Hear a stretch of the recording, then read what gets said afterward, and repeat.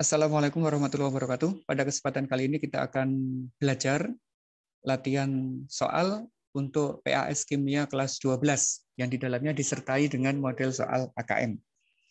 Bab yang kita pelajari ada redoks, ada elektrokimia, kemudian ada turunan alkan. Langsung aja kita masuk di bagian masing-masing. Yang pertama, ini adalah reaksi redoks dulu yang pertama. Anak-anak akan diberikan 4 data reaksi redoks, kemudian disuruh menentukan mana yang termasuk redoks. Nah, ini sangat mudah sekali. Caranya adalah tinggal menentukan perubahan bilangan oksidasi di masing-masing. Jika ada biloks yang berubah, atom yang biloks yang berubah, pasti dia mengalami reaksi redoks. Langsung kita cek. Zn awalnya 0, jadi plus Sn-nya plus 2. Jadi Zn plus 2 dan 0. Zn-nya berubah, Sn-nya berubah, pasti dia redoks. Kalau satu redoks, 3 pasti redoks. Sedangkan yang 2, Cr yang di sini, biloksnya adalah positif 6, yang di sini juga positif 6. Hidrogennya di sini 1, di sini 1. Karena dia sama, berarti dia tidak redoks. Kalau 1 redoks, 2 tidak redoks, berarti jawabannya adalah 1 dan 3. Nah, gitu ya. Mg-nya kan berubah. Ini dari 0 menjadi plus 2, plus 1, 0. Yang Ca plus 2, di situ plus 2, dan sebagainya tidak berubah. Maka jawabannya adalah yang 1 dan 3. Yang kedua, ada reaksi redoks, kita disuruh menganalisis saja. Ini mudah. Asalkan kita bisa menentukan biloksnya, langsung selesai. Ini biloksnya 0, N-nya positif 5, Sn-nya positif 4, N-nya di sini positif 4. Yang A, Sn dalam SnO2 adalah positif 4. Ini ya, berarti benar. Yang sebagai oksidator adalah NO3. 5 ke 4 turun, mengalami reduksi. Berarti dia sebagai oksidator. Berarti benar. Nah, gitu. 1 benar, 3 benar, 2 benar. Tinggal cek yang 4. Oksidatornya adalah Sn.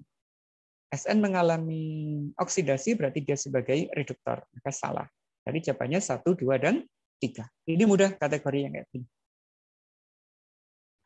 Yang kedua adalah sel volta. Anak-anak nanti dikasih gambar sel volta, kemudian dikasih notasi sel, disuruh mencari pernyataan yang benar.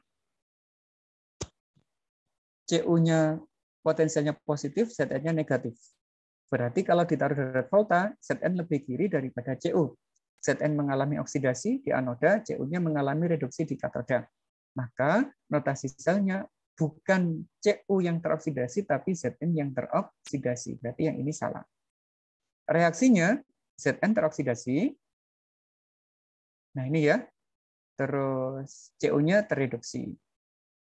Berapa potensialnya? Potensialnya tinggal kita jumlah aja.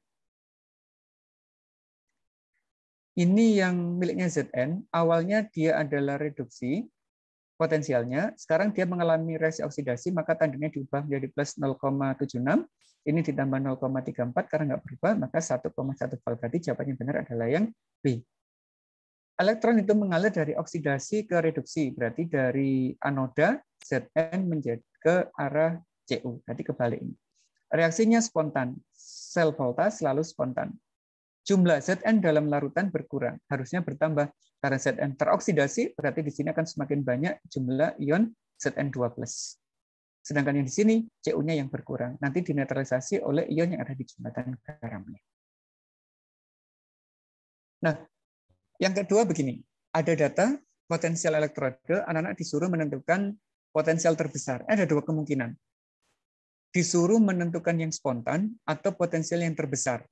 Kalau terbesar ya tinggal ngitung aja. Kalau spontan kita cari yang positif. Itu ada 2 kemungkinan soalnya.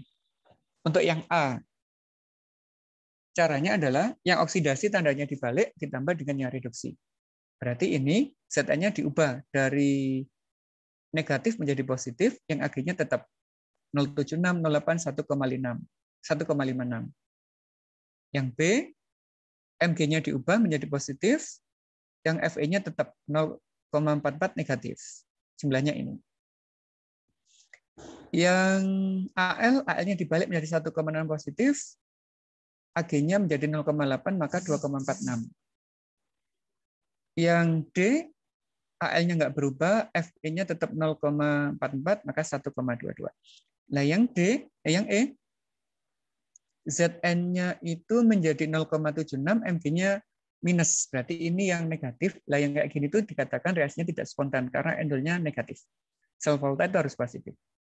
Kalau dicari yang terbesar, berarti yang ini. Maka jawabannya adalah yang C. Saat Al dan Ag dijadikan kombinasi sel volta. Ini soal AKM, ada skema sel, kemudian disuruh mencari pernyataan benar atau salah. Ini minus 2, ini minus 0, maka logam X itu lebih kiri daripada yang Y. X-nya teroksidasi di anoda, Y-nya tereduksi di katoda. Lah potensial selnya, berarti ini tinggal dibalik saja, menjadi positif karena oksidasi ya, ini biarkan. Maka 2,21. Kaitannya pertama salah. Elektron mengalir dari X ke Y. Benar ya? Logam X bertindak sebagai katoda. X harusnya anoda, berarti ini salah. Notasinya adalah X, X2+, Y2+, Y. Benar.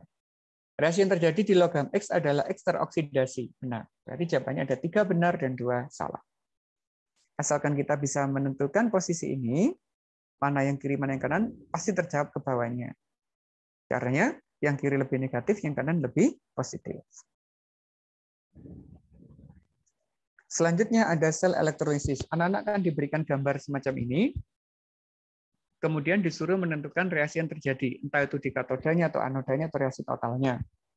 Ini adalah larutan CuSO4, kemudian menggunakan elektrode Cu. Elektrode Cu itu termasuk elektrode yang aktif atau tidak aktif, maka dia ikut bereaksi. Bagaimana reaksinya? Kita ionisasi dulu. Ini elektrodenya. Yang di katoda, kationnya itu langsung kita reduksi karena dia adalah kation bukan golongan 1, bukan golongan 2, bukan Al atau Mn. Maka dia yang langsung direduksi. Sedangkan di anoda, kita lihat elektrodenya dulu. Ternyata Cu aktif, maka Cu lah yang dioksidasi menjadi Cu12. Maka jawaban yang tepat adalah yang B. Saat Cu12 direduksi menjadi Cu. Kalau di anodanya yang ini, Cu menjadi Cu12. Ini lagi. Sudah perhitungan, berarti menerapkan hukum Faraday. Ini adalah contoh penyepuan ya, ada sendok yang dilapisi dengan perak. Arus listriknya 1 ampere, berlangsung 965 detik, ARAG 108, maka berapa massa endapan perak yang menempel di sendok? Ini tinggal kita masukkan ke hukum 1 aja. Ini kita ionkan dulu. Rumusnya EIT dibagi 96500. E itu AR dibagi muatan ya. Ekuivalennya itu arus listrik dalam ampere, T itu waktu dalam detik, ini tetapan Faraday. Jika kita masukkan datanya begini, 108/1 karena muatan Ag adalah positif 1.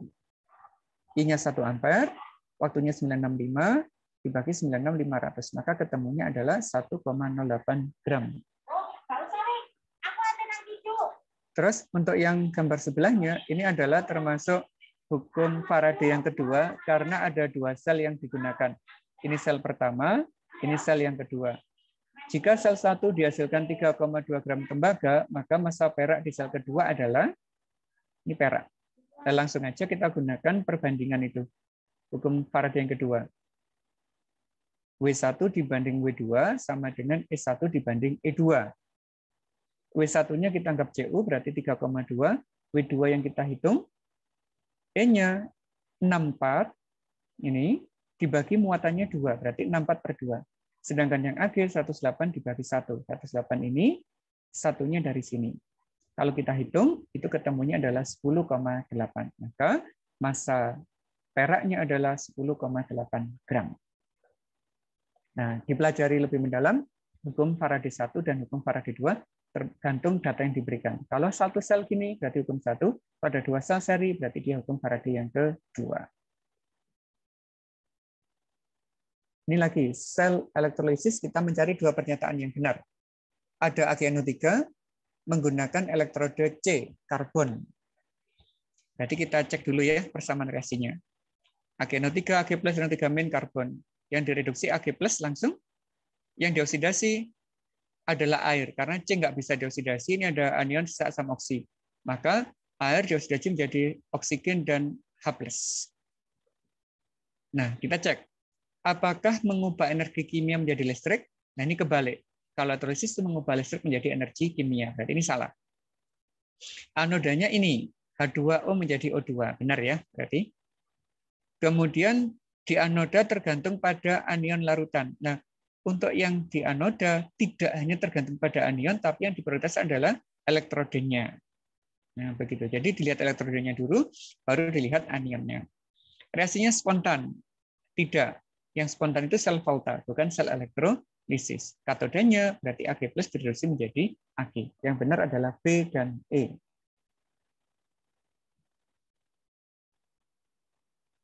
Turunan alkana. Ini sedikit. Kita disuruh mencari data yang benar, yaitu antara struktur dan nama. Apakah ini benar metil propanoat? Nah, untuk tahu golongannya, untuk tahu namanya, kita harus tahu golongannya dulu. Ini gugus fungsinya adalah COO, berarti ada ester. Kalau ester berarti namanya alkil alkanoat. Alkil itu yang di sini, alkanoat yang di sini. C-nya 1 sebagai alkil, maka namanya adalah metil, berarti benar. Ini C-nya 3 sebagai alkanoat, maka propanoat. Berarti namanya adalah metil propanoat. Yang ini benar. Data yang kedua, ada OH, berarti golongan alkohol. C-nya ada 4, di nomor 1, nomor 2. Ada di nomor 2, maka namanya adalah 2-butanol. Berarti ini benar. 1, 2 benar. 3 pasti benar. Ini adalah COH aldehid, ada metil di nomor 2 dan 3, maka namanya 2,3 dimetil. Randa utamanya 4, butanol. Nah, yang 4 ini benar apa tidak? Ini ada O, mencirikan dia sebagai golongan eter atau alkoksi alkana. Ini punya 3C, ini punya 1C. C yang lebih pendek sebagai alkoksi, berarti ini alkoksinya. Ini sebagai alkananya. Lah alkananya ada 3, 1, 2, 3, terikat di nomor 2. Lah alkoksi sebagai cabang, maka namanya adalah 2-metoksi. Karena C-nya 1. 2-metoksi, rantai utamanya propana. 2-metoksi propana. Maka ini benar, ini benar, ini benar, ini benar. Jawabannya adalah 1, 2, 3, 4. Ini penjelasannya. Metil propanoat. Alkohol. 2-butanol. Aldehid. 2,3 dimetil butanol. Yang ini adalah alkoksi alkananya. Ini sebagai rantai utamanya, ini alkoksinya di C nomor 2. Maka 2-metoksi propana. Benar semua ya. 1, 2, 3, 4.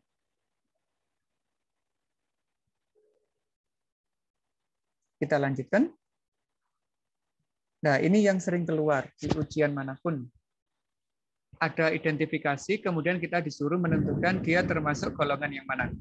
Seorang kimia sedang mengidentifikasi senyawa baru yang ditemukan. Hasilnya rumus molekulnya C3H6O2. Kalau kita lihat dari rumusnya ini, kita tahu bahwa dia golongan asam karboksila dan ester, memenuhi CnH2nO2. Kemudian ester ya, atau asam karboksilat, berarti sebagai asam alkanoat atau sebagai alkil alkanoat. Jika direduksi dapat menghasilkan alkohol. Lah yang bisa menghasilkan alkohol itu adalah dari golongan asam karboksilatnya. Kalau dapat digunakan sebagai bahan makanan tambahan, itu juga jika asam karboksilatnya mungkin sebagai penambah rasa asam dan sebagainya gitu ya. Terus kalau direaksikan dengan etanol dapat membentuk senyawa yang berbau harum. Berarti membentuk suatu ester. Nah, sekarang kita tinggal lihat yang C-nya ada 3, hanya 6, O-nya 2 sebagai asam itu adalah asam propanoat. Berarti jawabannya yang B. Ini asam propanoat dengan etanol melalui esterifikasi akan bentuk etil propanoat yang berbau harum. Ini yang sebagai senyawa esternya.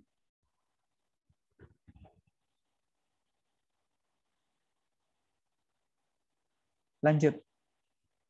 Kita disuruh menentukan tipe reaksi. Nah, tipe reaksi di organik secara umum itu ada 4.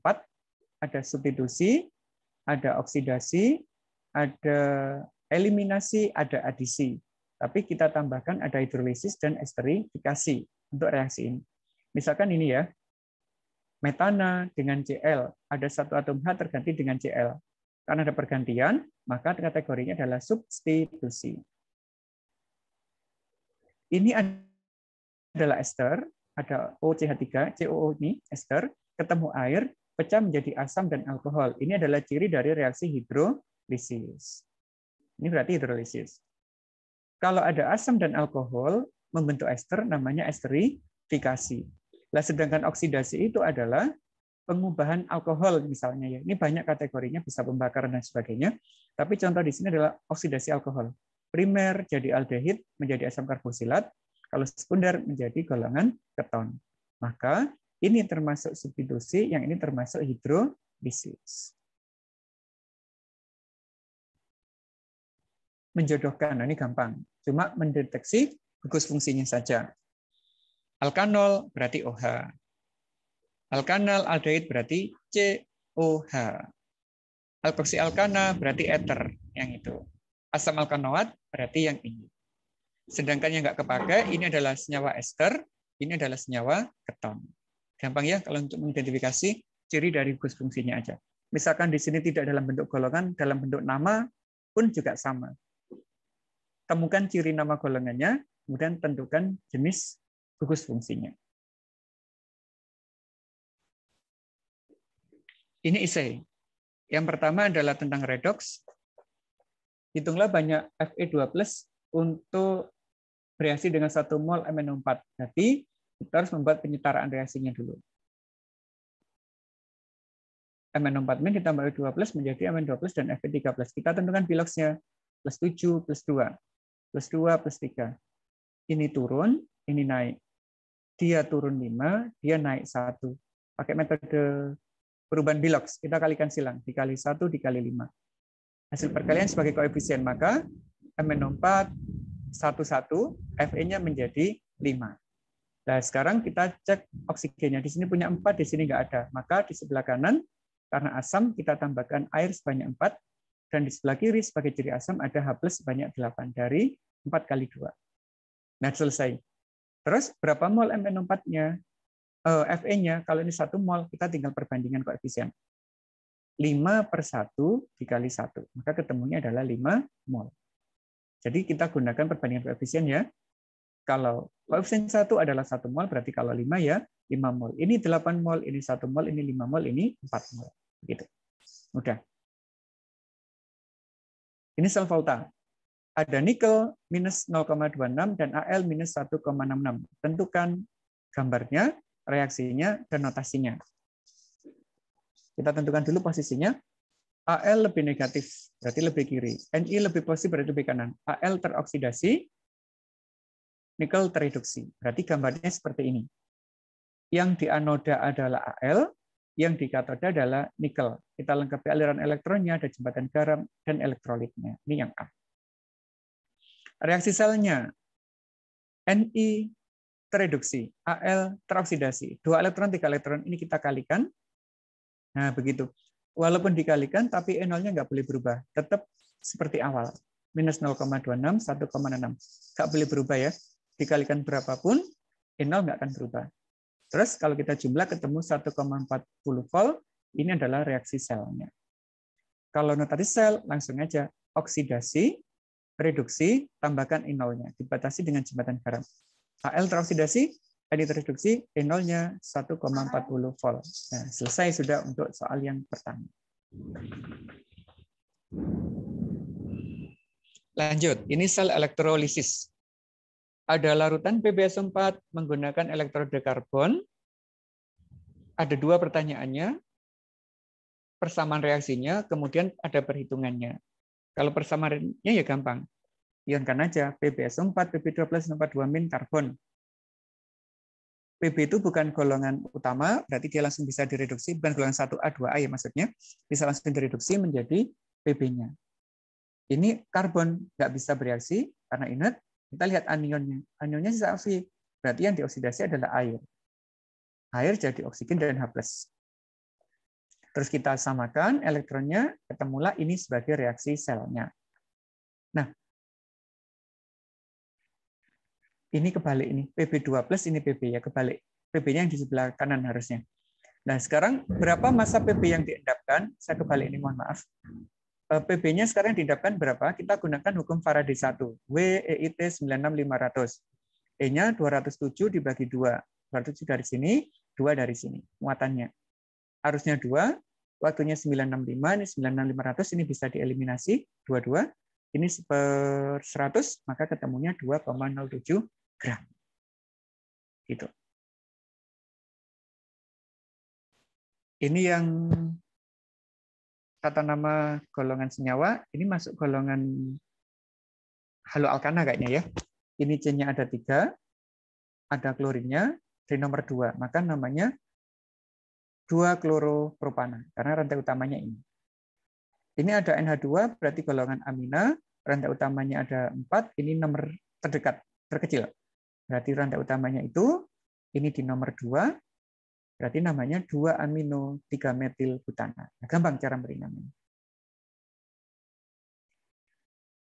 Terakhir, ini adalah terkait dengan reaksi sel, reaksi senyawa karbon. Anak-anak harus bisa menentukan produknya, kemudian nama senyawanya. Ini adalah asam karboksilat, ini adalah alkohol, berarti ciri dari reaksi esterifikasi. Nah, cirinya, H yang ini lepas, akan digantikan dengan alkil, karena H plusnya akan berkaitan dengan OH menjadi H2O. Maka CH3-nya langsung terikat di sini, jadi ini. Nah, begitu. Nah, namanya, ini adalah metil, ini alkilnya, ini alkanoatnya. Metil etanoat. Metil 1 etanoatnya ada 2. Nah, begitu. Nah, demikian anak-anak untuk kisi-kisi PAS semester 1 ini. Semoga bisa membantu di dalam belajar. Apabila dirasa perlu, silakan di-like, subscribe, atau di-share ke teman-teman yang lain agar semakin banyak yang belajar kimia. Terima kasih atas perhatiannya. Assalamualaikum warahmatullahi wabarakatuh.